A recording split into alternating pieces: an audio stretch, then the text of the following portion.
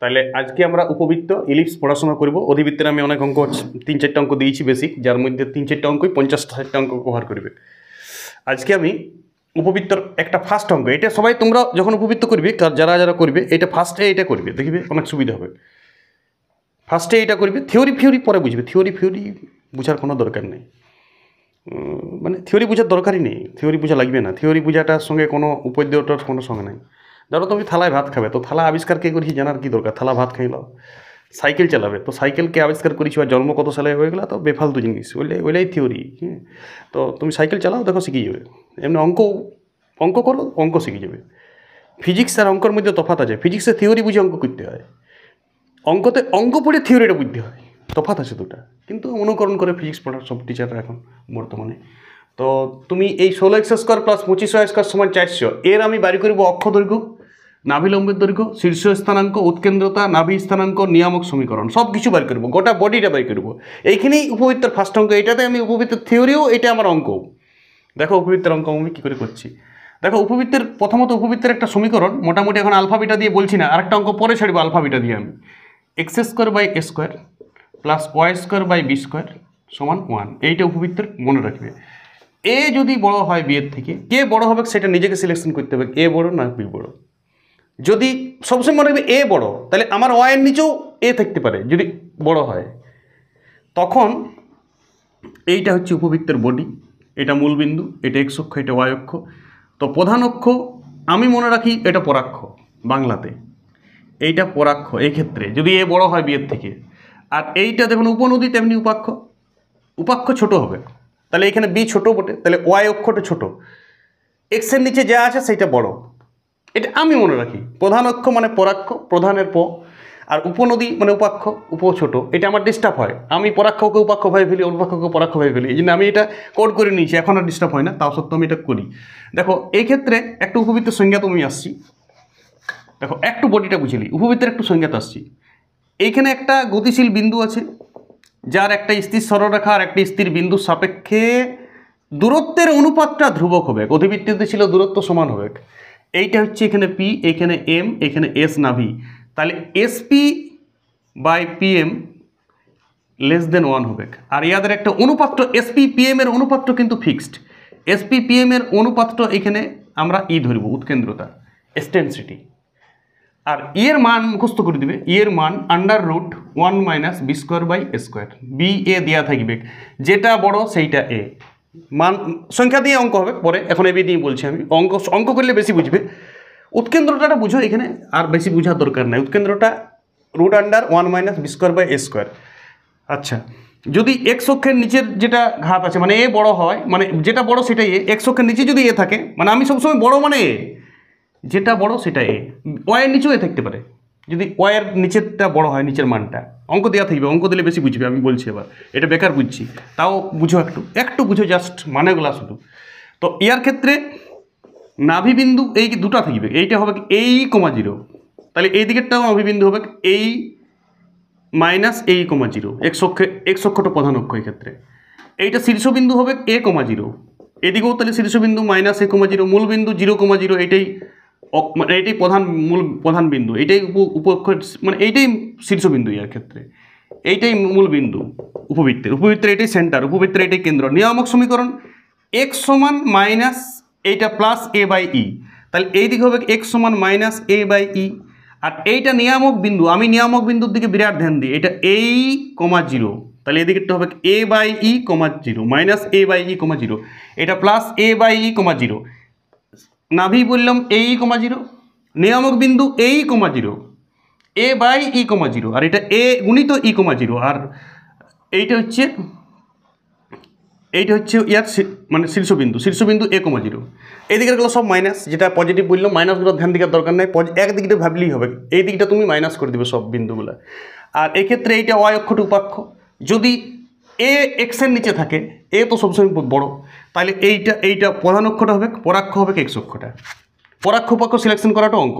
চলো আমি এবার অঙ্ক করছি, অঙ্ক তো বেশি বুঝবে, আরও এইটার থেকেও অঙ্ক তো বেশি বুঝবে। দেখো ফার্স্ট কাজ তোমার এখানে 400 দিয়ে ভাগ করা, মানে এটাকে 1 করতে হবে। তাহলে x² / 25 মানে 5 এর হোল স্কোয়ার, y² / 16 মানে 4² সমান 1। তাহলে তুমি এ পাই গেছো 5, বি পাই গেছো 4, এইটাকে আমি এ বলবো, যেটা বড় 5 বড়, তাহলে 5টা এ হবে। চলো উৎকেন্দ্রতা বাই করো। ই এর মান কত হবে বলো? ই এর মান সূত্র বলেছি, মুখস্থ করে দিবে, √ বি স্কোয়ার মাইনাস এ স্কোয়ার, মানে বি স্কোয়ার মানে 16 আর এ স্কোয়ার মানে 25, 25 থেকে 16 গেলে √ 7 হয়, 9 হয়, 9 মানে 3, ঠিক আছে। তাহলে 3/5 উৎকেন্দ্রতা পাই গেছি। চলো অক্ষদৈর্ঘ্য। অক্ষদৈর্ঘ্য বলতে পরাক্ষর দৈর্ঘ্য আর উপাক্ষ দৈর্ঘ্য আলাদা আলাদা করতে হবে, পরাক্ষ আর উপাক্ষ। তাহলে পরাক্ষ বলো কত হবে? একটু ছবিটা করে নিচ্ছি, এই অঙ্কটার জন্য এবার ছবি করে নিচ্ছি। দেখো সব কিছু ছবির উপরে হয়ে যাবে। এইটা 0,0 সেন্টারটা, এই 0, তো এর মান তো 5 আর এটা 3-এর 5, তাহলে এটা হবে 3,0, এইটা হচ্ছে 5,0 আর এইটা a/e, তাহলে a/e, তাহলে 5/3-এর 5, মানে এটা হচ্ছে 25-এর 3,0 নিয়ামক বিন্দুটা। তাহলে বলো এই পরাক্ষটা কত হবে? এইদিকে 5 আর এইদিকে 5, তাহলে 10। তাহলে পরাক্ষটা হচ্ছে প্রধান অক্ষটা 10 একক।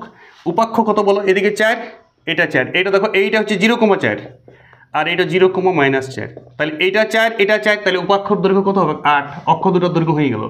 নাভিলম্বের দৈর্ঘ্য 2b²/a, এটা ফর্মুলা। যেমন আগেবারে উপবৃত্ত ছিল 4a, এখানে নাভিলম্বের দৈর্ঘ্য হচ্ছে 2b²/a। মুখস্থ করতে হবে, মুখস্থ করাটাই ট্যালেন্ট। তাহলে 2b²/a, এবারে যদি তুমি বুঝেওছো থিওরি করে বার করলে 2b²/a, তাই সেই তো মনে রাখতে হবে লাস্টে 2b²/a এটাই নাভিলম্ব। যতই বুঝাটা কোনো কাজে দেবে না। ধান ভানতে শিবের গীত হবে, যেটা তুমি থিওরি বুঝছো। ভাইন দেবে ধান আর গান গাইছো শিবের, বাগধারা আছে একটা, দেখে নেবে, মানে এটা ধান ভাইনতে শিবের গীত। তো সেই হচ্ছে আমার অধিবৃত্ত উপবৃত্ত থিওরি টাঙ্গা থাকবে তোমার। ফর্মুলা দিয়ে অঙ্ক হবে। নাভিলম্ব 2b²/a, তাহলে 2b² মানে 2 × 4 = 16/5, তাহলে 16 × 2 = 32/5 একক। তাহলে নাভিলম্বের দৈর্ঘ্য হবে 32/5 একক। শীর্ষ স্থানাঙ্ক এইটা 5,0, এটা 5,0, এটা -5,0, তাহলে +-5,0 লিখে দিলাম, দুটাই একসাথে হয়ে গেছে। উৎকেন্দ্রতা তো আমি আগেই বের করে রেখেছি, উৎকেন্দ্রতা তোমাকে ফার্স্টেই বের করতে হবে, এটা যতই লাস্টে দেখ। নাভি স্থানাঙ্ক তো উৎকেন্দ্রতা এই 0, তো নাভি স্থানাঙ্ক এই এ মানে 5 আর 3-এর 5, তাহলে 5 কাটা যাচ্ছে 3,0। আমার তো রেডি করা ছিল ছবির উপরেই সব কিছু।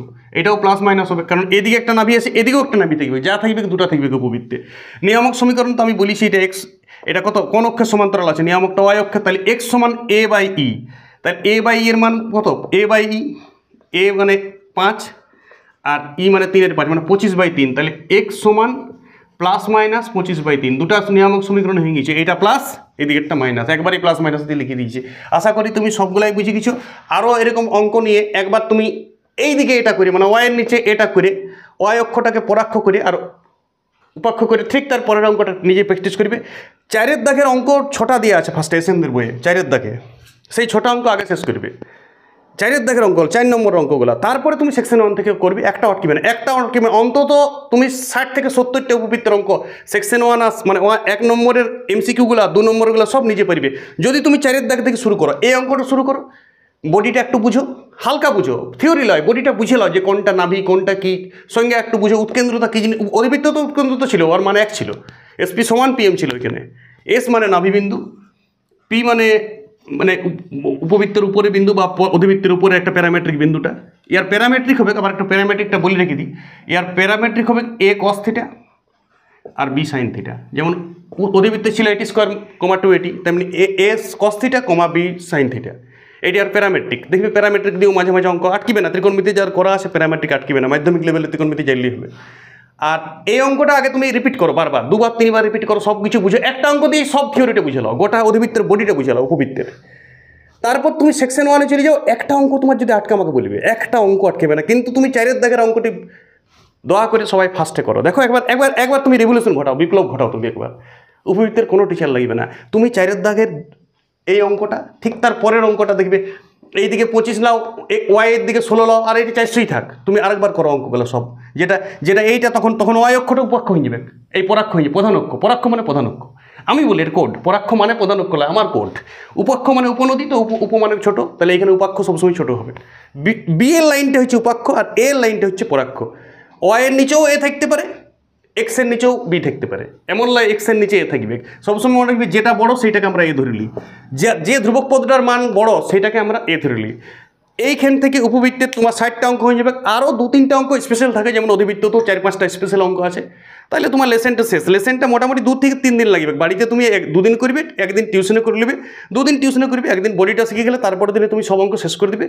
কোয়েশ্চেন ব্যাংকে নামো, অধিবৃত্ত উপবৃত্ত বৃত্ত সরলরেখা মিক্স ভেজ অঙ্ক করো একসাথে, তাদের পুরা জিওমেট্রি, পুরা 2D জিওমেট্রিটি তোমার হাতের মুঠায় চলে আসবে। আর যত বেশি 11-এ 2D জিওমেট্রি হবে, 12-এর সব চ্যাপ্টার এয়ার রিলেটেড, স্পর্শক অবিলম্ব সরলরেখা সব কিছু 12-এর এয়ার রিলেটেড হয়ে আছে। তাহলে এই চ্যাপ্টারটা তোমাকে দখল করতে হবে, শুধু পড়লেই শেষ হবে না, সিলেবাসটা শেষ করাটাই কাজ নয়, দখল চায়, অঙ্কগুলোর দাপট চায়, দেখা মাত্র অঙ্ক উত্তর বলে দেবে ঝাঁটার ঝেট। সেকেন্ডের মধ্যে যখন তুমি অঙ্ক বলতে পারবে এই লেসেনটা, মুহূর্তের মধ্যে অঙ্কটা বলে দেবে ঝাঁটা ঝাট ঝাঁটা ঝাট ঝাট ঝাট।